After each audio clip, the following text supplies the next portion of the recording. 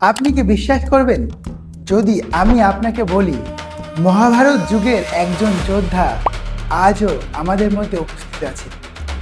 এমন একজন মানুষ যিনি গত 5,000 বছর ধরে বেঁচে আছেন। তিনি জঙ্গলে জঙ্গলে ঘুরে বেড়াচ্ছেন।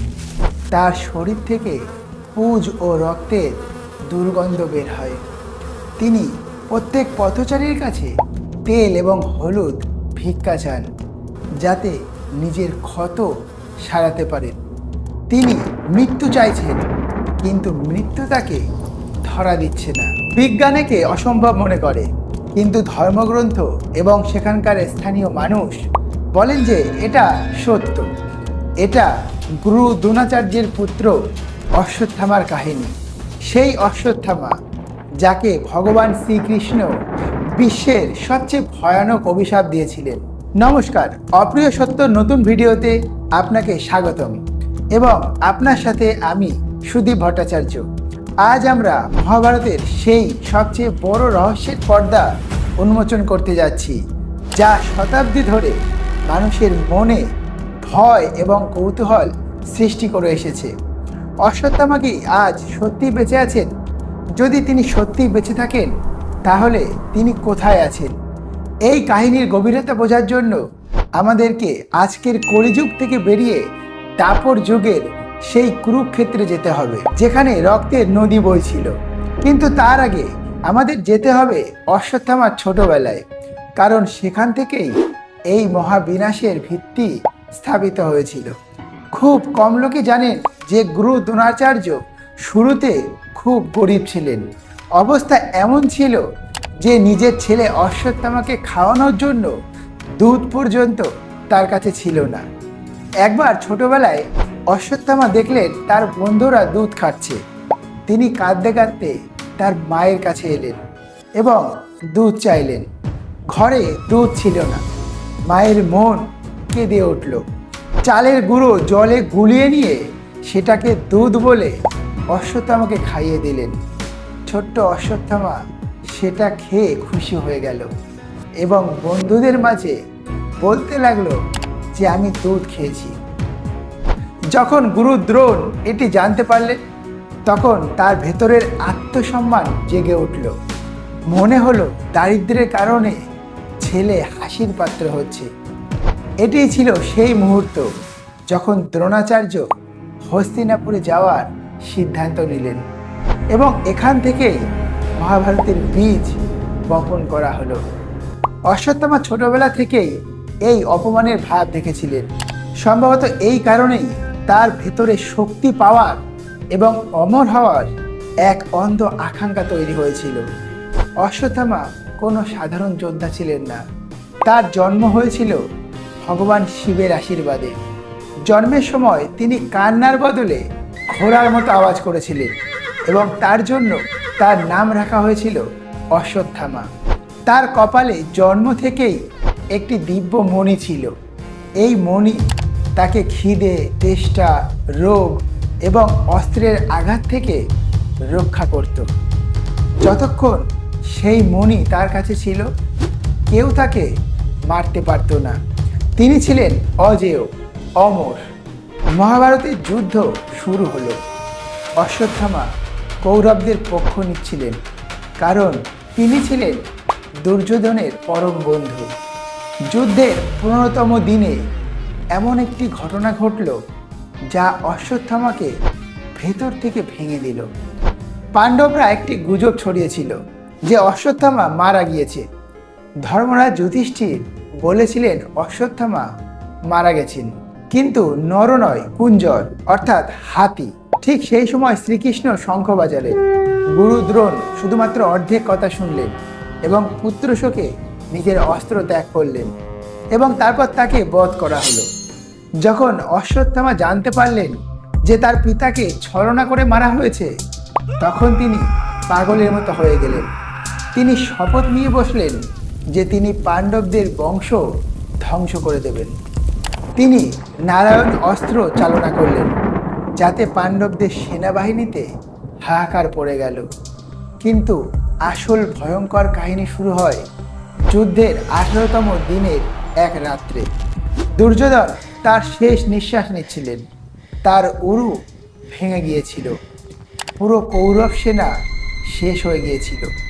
মাত্র 3 জন বেঁচে ছিলেন, অশ্বত্থামা, কৃপাচার্য এবং কৃতবর্মা। অশ্বত্থামা একটা বটগাছের নিচে বসেছিল। তিনি তখন বিষণ্ণ এবং রাগান্বিত ছিলেন। তখন তিনি এক অদ্ভুত ঘটনা দেখলেন। তখন তিনি দেখলেন যে একটা পেঁচা রাতের অন্ধকারে কাকের বাসায় আক্রমণ করছে। দিনে কাকেরা পেঁচাকে মেরে ফেলত, কিন্তু রাতে পেঁচা ছিল রাজা। সে ঘুমন্ত কাকদেরকে মেরে ফেলছিল। এই ঘটনা দেখে অশ্বত্থামার মাথায় একটা শয়তানি চিন্তা এলো। তিনি ভাবলেন, পাণ্ডবদের দিনের আলোতে হারানো কিছুটা হলেও কঠিন, কিন্তু রাতের অন্ধকারে ঘুমন্ত অবস্থায় আক্রমণ করে তাদেরকে মারা সহজ। এটি যুদ্ধের নিয়মের বাইরে ছিল, কাপুরুষতা ছিল। কিন্তু অশ্বত্থামা তখন তার পিতার মৃত্যুতে এতটাই ক্ষিপ্ত ছিলেন যে এখন তাকে ঠিক ভুল দেখতে হলো না। কৃপাচার্য বোঝালেন, এটি পাপ, এটি অধর্ম, কিন্তু অশ্বত্থামা মানলেন না। তিনি রাতের অন্ধকারে পাণ্ডবদের শিবিরে ঢুকলেন। সেখানে সবাই বিশ্রামরত ছিল, সবাই ঘুমিয়েছিল। অশ্বত্থামা যমরাজ হয়ে সেখানে পৌঁছালেন। তিনি পাণ্ডবদের তাঁবুতে ঢুকলেন। অন্ধকারে তিনি 5 জনকে ঘুমিয়ে থাকতে দেখলেন। তিনি ভাবলেন, এই 5 জনই পাণ্ডব। তিনি নিজের তলোয়ার বের করে একে একে সেই 5 জনের মাথা ধর থেকে আলাদা করে দিলেন। রক্তের নদী বইতে লাগলো। তিনি সেই কাটা মাথাগুলোকে একটি কাপড়ে বাঁধলেন এবং দৌড়ে দুর্যোধনের কাছে পৌঁছালেন। তিনি মুমূর্ষ দুর্যোধনকে বললেন, বন্ধু, চোখ খোলো, দেখো, আমি তোমার প্রতিশোধ নিয়েছি। 5 পাণ্ডবকে মেরে ফেলেছি। দুর্যোধনও খুশি হলো, কিন্তু যখন তিনি সেই মাথাগুলোকে মন দিয়ে দেখলেন তখন চিৎকার করে উঠলেন। তিনি বললেন, হে মূর্খ, তুমি এটা কি করলে? এরা পাণ্ডব নয়, এরা দ্রৌপদীর 5 পুত্র। তুমি আমাদেরই বংশ নাশ করলে, তুমি শিশুদেরকে মেরে ফেললে। এরপর দুর্যোধন প্রাণ ত্যাগ করলেন এবং অশ্বত্থামা স্তম্ভিত হয়ে গেলেন। যখন সকাল হলো তখন পাণ্ডবরা এই জঘন্য অপরাধের কথা জানতে পারলেন। তাদের শরীর কেঁপে উঠল। দ্রৌপদী তার পুত্রদের মৃতদেহ দেখে বিলাপ করতে লাগলো।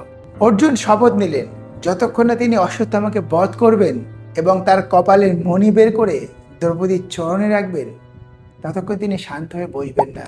অর্জুন এবং শ্রীকৃষ্ণ তার পেছনে ধাওয়া করে মহর্ষি ব্যাসের আশ্রম পর্যন্ত পৌঁছালেন।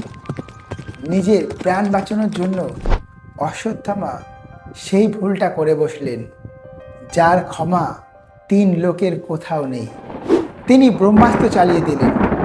এটি সেই সময়ের সবচেয়ে ধ্বংসাত্মক অস্ত্র ছিল, যা পুরো সৃষ্টিকে ধ্বংস করতে পারত। অর্জুনও আত্মরক্ষার জন্য ব্রহ্মাস্ত্র চালালেন। ঋষিদের অনুরোধে অর্জুন ব্রহ্মাস্ত্র ফিরিয়ে নিলেন, কিন্তু অশ্বত্থামা ব্রহ্মাস্ত্র ফিরিয়ে নিতে জানতেন না। যখন তিনি বুঝলেন তার প্রাণ বিপন্ন, তখন তিনি নিষ্ঠুরতার সব সীমা অতিক্রম করে ফেললেন। তিনি বললেন, আমি এই অস্ত্র ফিরিয়ে নিতে পারবো না, কিন্তু এর দিক পরিবর্তন করতে পারব।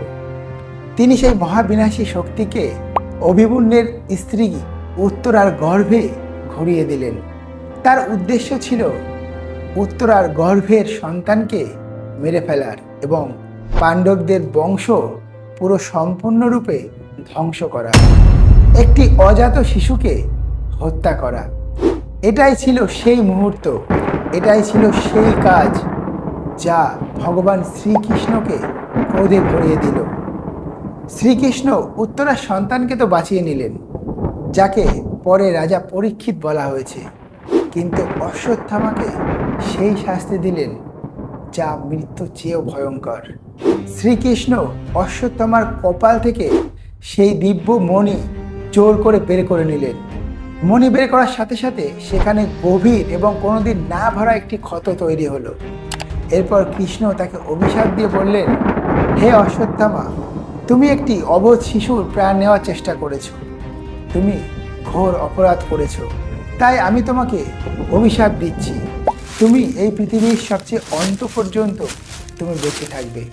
তুমি মরবে না, কিন্তু তোমার জীবন মৃত্যুর চেয়েও ভয়ঙ্কর হবে। তোমার শরীর থেকে সবসময় পুঁজ এবং রক্ত ঝরবে।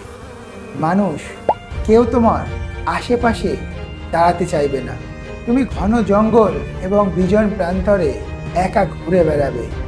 তুমি ভালোবাসা, দয়া এবং সহানুভূতির জন্য ছটফট করবে। তুমি মুক্তি চাইবে, কিন্তু মুক্তি পাবে না। যাও, আজ থেকে তুমি কলিযুগের অন্ত পর্যন্ত নিজের পাপের বোঝা বয়ে নিয়ে ঘুরে বেড়াও। বলা হয় সেই দিন থেকেই অশ্বত্থামার নরক শুরু হয়ে গেল। 5000 বছর কেটে গেল। কত সভ্যতা শুরু হলো, কত সভ্যতা বিলীন হলো, কিন্তু অশ্বত্থামা সেখানেই আছেন। ইতিহাসের পাতায় অশ্বত্থামাকে দেখার অনেকবার উল্লেখ আছে। সবচেয়ে বিখ্যাত ঘটনাটি দ্বাদশ শতাব্দীর, যখন পৃথ্বীরাজ চৌহানের রাজত্ব ছিল। তখন বলা হয় পৃথ্বীরাজ চৌহান শব্দবেদী বান চালানো শিখতে জঙ্গলে গিয়েছিলেন। সেখানে এক বৃদ্ধ এবং বিশালাকার ব্যক্তির সাথে দেখা হলো, যার কপালে গভীর ক্ষত ছিল। সেই ব্যক্তি পৃথ্বীরাজকে সেই বিদ্যা শিখিয়েছিলেন।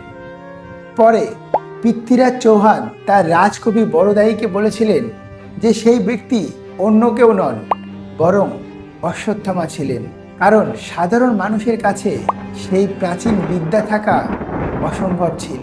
এবার প্রশ্ন ওঠে যে আজকের আধুনিক যুগে তিনি কোথায়? ভারতের এমন একটি জায়গা আছে যেখানে অশ্বত্থামার উপস্থিতি থাকার সবচেয়ে বেশি দাবি করা হয়। সেই জায়গাটি হলো মধ্যপ্রদেশের বুরহানপুর শহর এবং সেখানে অবস্থিত অসীমগড় কেল্লা। এই কেল্লার উপরে একটি পুরনো শিব মন্দির আছে, যাকে গুপ্তেশ্বর মহাদেব মন্দির বলা হয়। ওখানকার স্থানীয় বাসিন্দারা দাবি করেন যে অশ্বত্থামা আজও প্রতিদিন সকালে এখানে পুজো করেন। মন্দিরের পূজারী বলেন মন্দিরে রাতে পরিষ্কার পরিচ্ছন্ন করে দরজা বন্ধ করা হয়। কেল্লার রাস্তা কঠিন, সেখানে পাখিও ঢুকতে পারে না। চারিদিকে গভীর খাদ এবং জঙ্গল। কিন্তু যখন সকালে দরজা খোলা হয় তখন শিবলিঙ্গের উপর তাজা গোলাপ ফুল এবং বেলপাতা চড়ানো থাকে। অনেক সময় আবিরও লাগানো থাকে। আসলে এই বন্ধ দরজার পেছনে কে পুজো করছে, বিজ্ঞান এর আজও উত্তর পায়নি। অনেক নিউজ চ্যানেল রাতে ক্যামেরাও বসিয়েছিল, কিন্তু রাতে ক্যামেরা হয় বন্ধ হয়ে গেছে, না হলে নষ্ট হয়ে গেছে। এই কাহিনী রয়ে গেছে। কেল্লার আশেপাশের গ্রামগুলোতে অনেক বৃদ্ধ এমনও আছেন যারা এমন সব গল্প শোনান যা লোম খাড়া করে দেয়। মানুষ বলে যে জঙ্গলে এক বিশালাকার মানুষ দেখা গেছে, যার উচ্চতা 10 থেকে 12 ফুট, নিজের মাথা এবং শরীর কাপড় দিয়ে ঢেকে রাখে। প্রায় মানুষের কাছে দাঁড়িয়ে তেল এবং হলুদ ভিক্ষা চায়। তার কপাল থেকে আজও নাকি রক্ত ঝরে। তেল হলুদ লাগালে একটু ক্ষতস্থানে আরাম হয়। যে তাকে হলুদ দিয়েছে হয়তো সে ভয়ে আর কোনোদিন ওই পথে যায়নি, না হলে মানসিক ভারসাম্য হারিয়েছে। একজন বিখ্যাত ডাক্তারেরও গল্প আছে। বলা হয় যে মধ্যপ্রদেশেরই একটি গ্রামে এক রাতে একটি ডাক্তারের কাছে এক অদ্ভুত রোগী এলো। নিজের মুখ ঢেকে রেখেছিল। ডাক্তারকে বলল, আমার কপালে একটা পুরনো ক্ষত আছে যা শুকাচ্ছে না। যখন ডাক্তার পট্টি সরালেন তখন তিনি অবাক হয়ে গেলেন। কপালের ঠিক মাঝখানে একটি গভীর গর্ত ছিল, যা অস্ত্রের আঘাতের মতো মনে হচ্ছিল না। অদ্ভুত দুর্গন্ধ ছিল। ডাক্তার জিজ্ঞাসা করলেন, এই ক্ষত কত পুরনো? রোগী কিছু বলেনি, শুধু একটা অদ্ভুত হাসি হাসলেন। ডাক্তার ঘুরে ওষুধ তুলতে গেলেন তো দেখলেন চেয়ার খালি। সেই রোগী চলে গেছেন।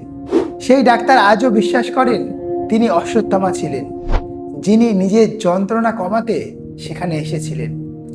এখানে গুজরাটে নর্মদা নদীর তীরে অনেক সাধু সন্তরা বিশ্বাস করেন যে নর্মদা পরিক্রমা করার সময় যদি মন থেকে সেটা করা হয় তাহলে অশ্বত্থামার দেখা পাওয়া যায়। কিন্তু হয়তো আপনি তাকে চিনতে নাও পারেন।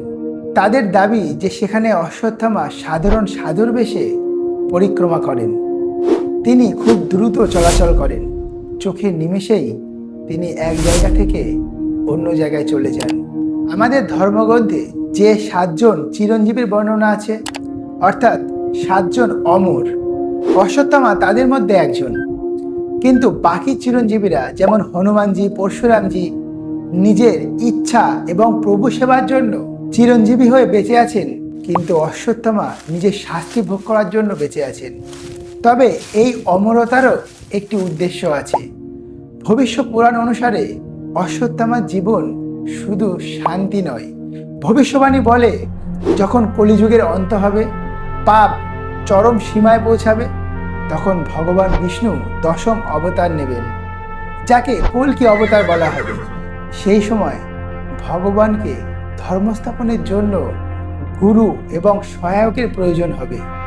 তখন পরশুরামজি এবং অশ্বত্থামা সামনে আইবেন। অশ্বত্থামা ভগবান কল্কির সাথে মিলে ধর্মযুদ্ধ লড়বেন, অধর্মীদের নাশ করবেন এবং সম্ভবত এটাই সেই সময় যখন পাপের প্রায়শ্চিত্ত করার সুযোগ মিলবে অশ্বত্থামার, এবং ভগবান এই অভিশাপ থেকে তাকে মুক্তি দেবেন। এখন আপনি ভাবুন, একজন মানুষ 5000 বছর ধরে বেঁচে আছেন। তিনি দেখেছেন কিভাবে দ্বারকা সমুদ্রে ডুবে গেল, কিভাবে হস্তিনাপুর ধ্বংসস্তূপে পরিণত হলো, কিভাবে মৌর্য, গুপ্ত, মুঘলরা এলো, কিভাবে ইংরেজরা এলো, সব কিছু বদলে গেল। কিন্তু তার যন্ত্রণা আজও বদলালো না, তার সেই ক্ষত আজও কাঁচা। তিনি আজও কোনো গুহা বা মন্দিরের কোণে বসে নিজের মুক্তির জন্য অপেক্ষা করছে। বিজ্ঞান এই কাহিনীকে নিছক কল্পনা বলতে পারে, কিন্তু অসীমগড় কেল্লায় পাওয়া সেই ফুল এবং 1000 বছর ধরে চলে আসা লোককথাগুলো এটাই ভাবতে বাধ্য করে যে হয়তো আমরা যে পৃথিবীটাকে চিনি তার বাইরেও একটি জগৎ আছে। এমন একটি জগৎ যেখানে অভিশাপ এবং বরদান আজও কাজ করে। অশ্বত্থামার কাহিনী আমাদের শেখায়, কর্মের ফল সবাইকে ভোগ করতে হয়। আপনি যতই শক্তিশালী হন না কেন, আপনি দেবতার পুত্র হন না কেন, আপনি যদি অধর্ম করেন তবে তার শাস্তি আপনাকে পেতেই হবে।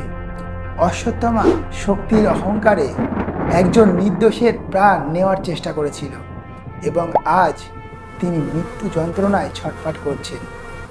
এই কাহিনীটি প্রতিটি সেই মানুষের জন্য সতর্কবাণী যিনি নিজের শক্তির উপর অহংকার করে। অশ্বত্থামার কাহিনী ছিল মহাভারতের পাতা থেকে বেরিয়ে যা আজ 21 শতাব্দী পর্যন্ত চলে এসেছে। আপনারও কি মনে হয় যে অশ্বত্থামা আজও বেঁচে আছে? অসীমগড় কেল্লায় সেই রহস্যময় পূজা কি অশ্বত্থামা করেন? আপনার কি মনে হয়? এই বিষয়ে আপনার মতামত আপনি অবশ্যই জানাতে পারেন। যদি আপনার কাছে অশ্বত্থামার কোনো গল্প বা আপনার এলাকার কোনো ঘটনা থাকে, তবে সেটিও আমাদের সাথে শেয়ার করতে পারেন।